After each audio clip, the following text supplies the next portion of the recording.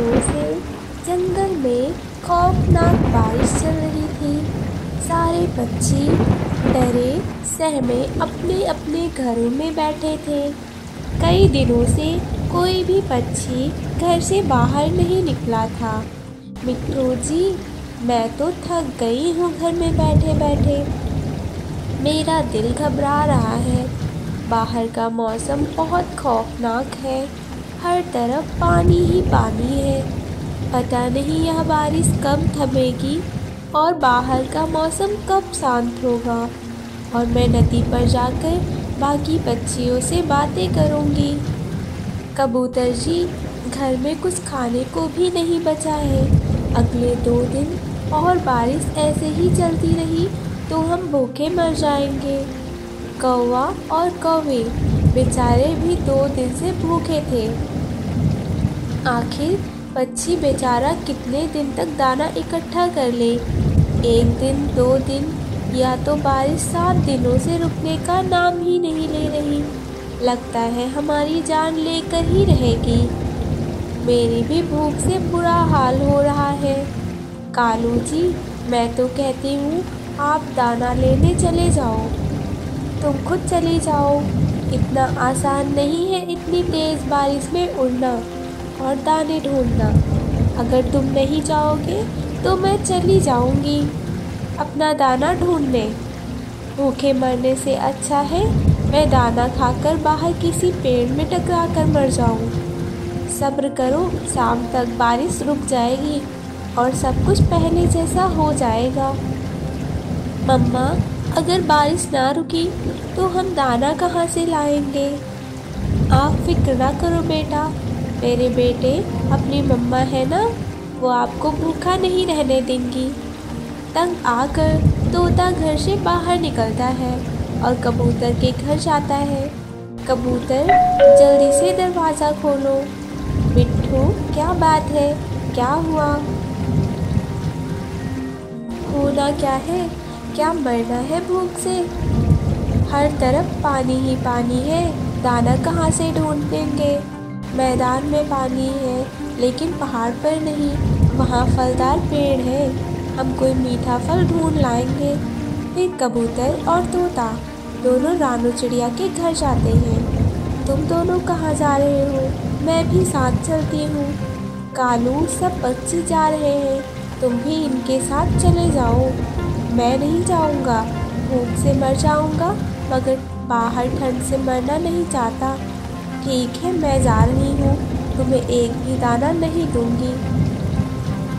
कौवे भी सब पक्षियों के साथ उड़ती हैं। उन सबको मीठे फल का एक बड़ा पेड़ नज़र आता है। सब खुश हो जाते हैं। देखो दोस्तों, हम सब घर से बाहर निकले तभी हमें ये सब मिला और हमारी कोशिश का इनाम मिल गया। फिर वो सब अपना अपना फल लेकर घर लौट जाते हैं। तो वह बहुत ही दुष्ट पक्षी था। वो हमेशा बुरे काम ही करता था। कभी किसी पक्षी से दाना छीन लेता और कभी किसी कमजोर को देखकर उसे मारता। चिंकी कौवी उसकी बीवी थी। वो सारा दिन अपने बेटे जग्गू के साथ घोंसले में ही रहती थी, क्योंकि उसने एक अंडा दिया हुआ था और उसमें से बच्चा निकलने वाला ही था। चिंकी, अब मैं बूढ़ा होता जा रहा हूँ और दूसरे पक्षी अब मुझसे ज़्यादा डरते नहीं। बस मेरा जग्गू बड़ा हो जाए और हमारा जो नया बेटा आने वाला है वो भी बड़ा हो जाए, फिर हम सब मिलकर इन छोटे पक्षियों को सीधा करेंगे। कालू जी, यह जरूरी नहीं है कि अंडे में से बेटा कौवा ही निकले, बेटी कौवी भी तो निकल सकती है। चुप कर जा मनहूस, जैसे तेरी शकल काली वैसे ही तेरी बातें। मैं जा रहा हूँ, मुझसे नहीं सुनी जाती तुम्हारी काएं काएं, और इस अंडे में से बेटा ही निकलेगा, देख लेना तुम।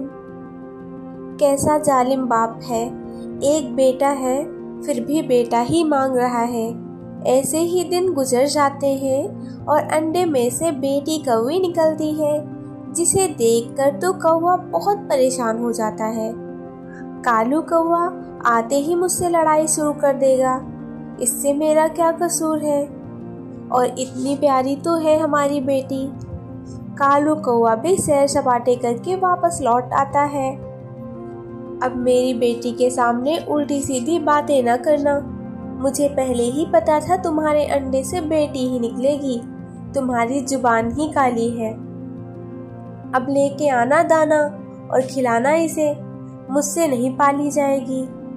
तुम्हारी यह शक्ल काली, वैसे बेटी। रात को सब सोए हुए थे। कालू कौवा बैठा कुछ सोच रहा था। बाकी पक्षी क्या कहेंगे, कालू के अंडे से बेटी कौवी निकली। मैं सुबह ही इस बेटी को साथ ले जाऊंगा और किसी चील के हवाले कर दूंगा। फिर सुकून से अपने बेटे के साथ जिंदगी गुजारूंगा। तुम्हें नदी से ठंडा पानी पीना है? आओ और मैं अपनी बेटी को घुमा ले जा रहा हूँ। यह भी क्या सोचेगी, कैसा बाप है मेरा जो मुझसे प्यार ही नहीं करता। फिर कालू कौवा अपनी बेटी को साथ लेकर पहाड़ों पर जाता है। अभी वो बैठा ही था कि वहाँ चिड़िया और कबूतर आ जाते हैं। कालू, क्या यह तुम्हारी बेटी है?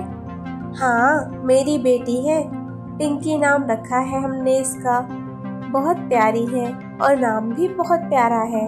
अब इसका अच्छे से ध्यान रखना। बेटियां जब बड़ी हो जाती हैं तो बेटों से ज्यादा प्यार देती हैं। ऐसे चिड़िया और कबूतर चले जाते हैं। क्या करूं अब मैं, इसका मार दिया तो सब पूछेंगे। क्या बताऊंगा सबको?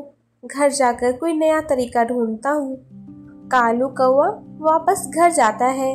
जब घर के पास आता है तो देखता है उसके घर को आग लगी हुई थी और उसका बेटा जग्गू मर चुका था। सभी परिंदे वहां जमा थे। कालू यह देखकर बहुत परेशान हो जाता है। कालू, यह क्या हो गया? जग्गू कैसे मर गया और घर को आग कैसे लग गई? कालू कौवा चुप रहा और अपनी बेटी पिंकी को सीने से लगा लेता है और बहुत प्यार करता है। कालू को उसके बुरे कर्मों का फल मिल चुका था।